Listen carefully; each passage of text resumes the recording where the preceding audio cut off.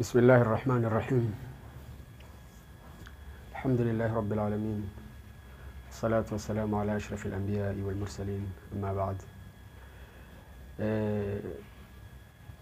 فيديو الريفو ديكو فيسبوك نراكوته أدوني نبافتينو فيسبوك نراتيته تنافا ما كتلا ميسو يسيواك إسلامة توكمو هدو نرا أكبا فدو جيتشريفو فيسبوك نراكوت سنم وانا نرى قدف سنين سنبيسي سوف دوبا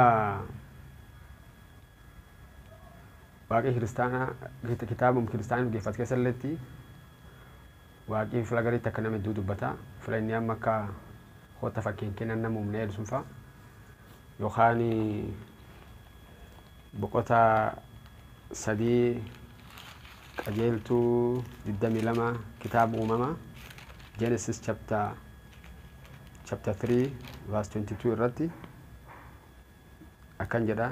Then the Lord God said, now the man has become like one of us and has knowledge of what is good and what is bad. Nami yaayyuu akkum keenna dansaafamtu gaggarbaratii jedhu waaqi hojja tokko maaf akkas dubbata moo haa kiristaana kun waaqi tokkooniti maaf akka nama hedduu dubbachuu jiru waaqi anumatti tun gaafii kiristaanati deebii isanii irraa eeganna waan jennaa yoo inni haachin fula hedduutti inni akka tokko dubbata an tokko awwaaqi namalee waaqi dhibiin hin jiru jedhee hatta kitaaba isaa keessallee taniin guddin nama waliin hin qoodanne hafoo waaqi guddin isaa isum callaa qawmis allaati waaqummaa inni waaqummaati nama waliin hin qoodadhu jedhe guddin nama waliin qoodadhe jechuun guddinni inni baan waaqummaa sun waaqummaati nama waliin hin qoodadhe kanaafuu armatti namni inni baan kuneen kabita warra namni aadamiin kun ayyuu bitta akkum keenna dansaafamtu gaggarbaratee jedhee dubbatu waaqi namni inni baan eenyu akkum keennee dhuun waaqi kun dhibiin kam kan inni akkas waliin jira kan inni akkum keennee dhuun maan jennaan fulaa miti illee maan jedhe fakkeen kenna namu hoota fakkeen kenna namu naaye yoonni tokko khafula idulletti nak tokko dubbachuu jiru kana malee waaqi dhibiin hin jiru jechuu jiru ha guddin hiyalle nama waliin hin qoodanne jechuu jiru armati namni waliin jiru kan abbatana akkas jechuu jiru yoo akka kiristaana fakkeenya kiristaanii qara waaqa abbaati fi waaqa ilmaati fi waaqa qulqullooti warra sadeen kana waliin malee jettan bas waaqi san akkas jechuun waaqi san tokko jechuu yoo kan isii sun taati filaan nu hoota fakkeenya kenni ne sun hojjesin ta warkan sadeeni taati bas warri tokkummaa waaqi san tokko jechuu man jannaan eegi gaya warri waliin mari'achuu danda'e tokkummaa yuun qaban jechuu waaqummaa tokko waliin hin qaban jechuu warri nam sajiit waliin dubbachuu jira jechuu ammoo isin sila akkasiiniti isin akki qajeelaan jechuu waliin waaqi akka nama dubbatuuf inni tokkuma ufum kabajuuf akkas dubbate man jennaan yoo inni sala dhuguma akka kiristaanii baankaa inni sadeen kun waliin jira sadeen kun akkanatti waliin akka nama hedduu waliin dubbatan taat fudhachuufatti waaqi sila akkasum dubbachuu mal nu malee waaqi dhibiin hin jiru jechuu mal sila akkam kitaaba qajeeltu kitaaba qaabacha seera Genesis Deuteronomy chapter 6 verse 4 irratti waaqi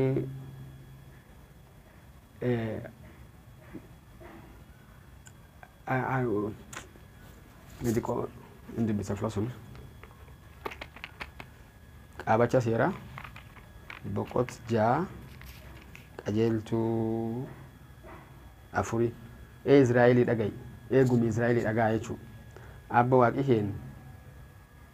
waaqeen malee waaqi dhibiin hin jiru kun waaqi seera isaa keessatti wanni barsiisuu jirtan nama malee waaqi dhibiin hin jiru jechuu jira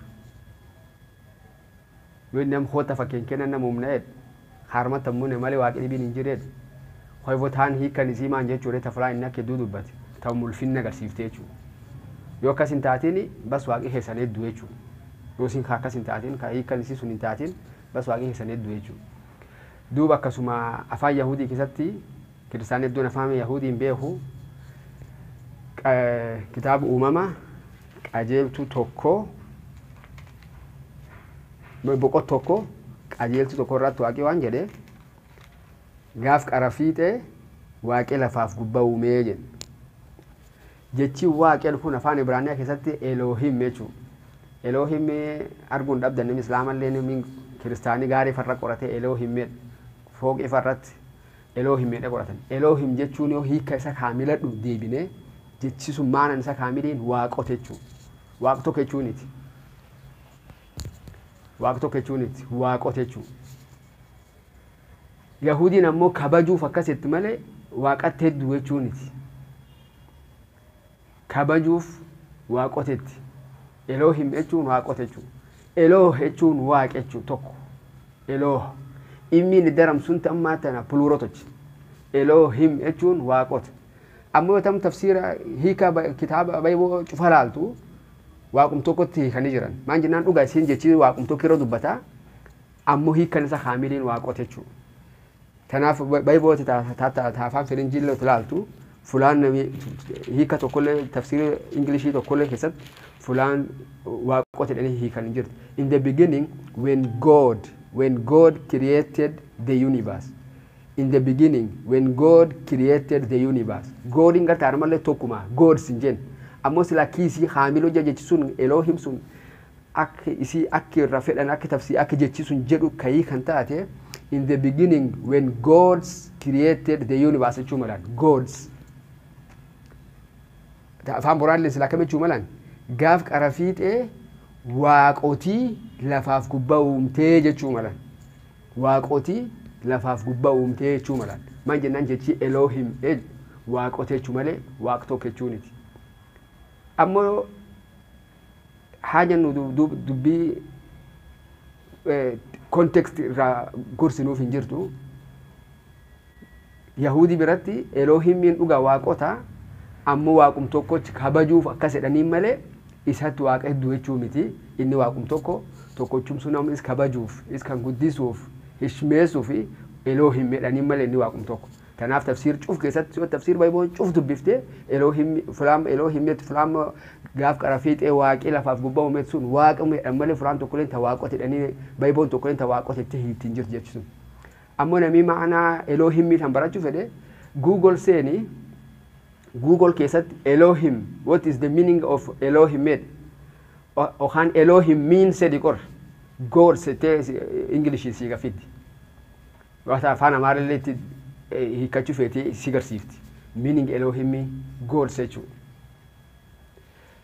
Duubtun inni plurum hishmaa malee ta hiddinaatiniti. Ta hishmaa ta waaqa kan kabajuu malee ta hiddinaatiniti. Duuba kun aadaa seenallee keessumaa jirti. Aadaa Oromootii fi aadaa gosa hedduullee keessa jirti. Aadaa namatu hedduu keessa jirti jechi gartee pluuroo haa itti fayyadaman. Haa amma waaqa tokko akka pluurootti fayyadamanii ammoo namum tokko irra dubbatan. Fakkeenyaaf nama akka jaarsaa fa'a, nama maanguddoo, nama waan sheekaa yoo man kan keetti dhiyeessutti. Sheekooti seenaa itti. Namni kun tokko sheek seen hin jettu.